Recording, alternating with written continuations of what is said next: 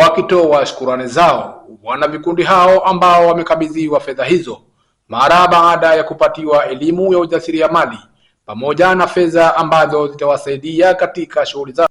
Ndugu Salma Al-Musa, Fatma Muhammad Omar, Hamadi Abdalla Ali, Fatma Madini pamoja na Msele Mkomratibu wakizungumza kwa niaba ya wana vikundi zao wamesema baada ya kuunga vikundi vya mkoba kidogo maisha yetu tunashukuru yanaimarika, yananyanyuka, tunapata mahitaji yetu bila shida yote, kwa sababu tayari tunajiwekea akiba. Muda wote unaenda ukachukua ukatumia shida zako wewe na familia yako na jamii kwa ujumla. Tumeshukuru kwa mikono miwili na tunaahidi tutazifanyia kazi kwa nguvu na juhudi zote kadri atakavyotuwezesha Mwenyezi Mungu. Fedha ambayo wametuahidi kwamba watatupa baada ya kumaliza masomo yetu ya mkubwa, na tuahidi kwa serikali kwamba tutafanyia kazi pesa hii ili tufike malengo yale. Kuleta mafunzo walimu wetu, tukapata mafunzo ambapo kwa haya mafunzo mpaka saa hivi kabla ya pesa kupewa basi tayari tushachanganua vipi pesa hii tutaitumia.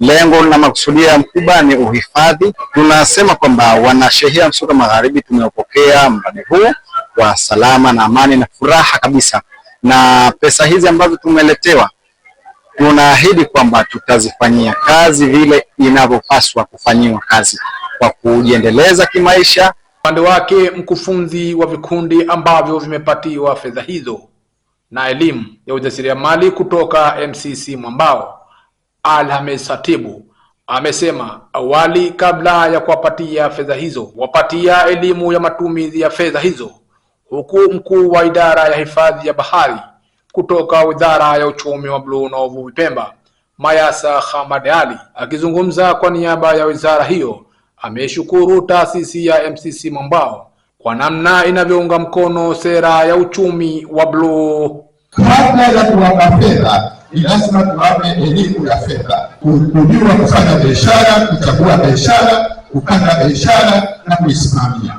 Somo hili kwa tunatoa mafunzo mbalimbali. Kabla ya kuanzisha biashara, basi kwanza ajue kuichagua hiyo biashara ikija, ajue faida yake kabla hajaanzisha biashara, ajue soko lake kabla hajaanza biashara.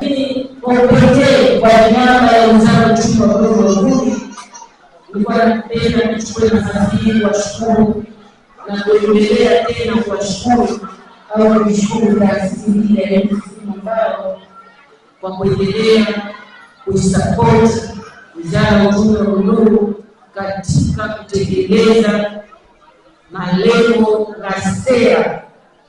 Nikiripoti kutoka Kisiwani Pemba, biashara na uchumi, mimi Maulid Hamisi.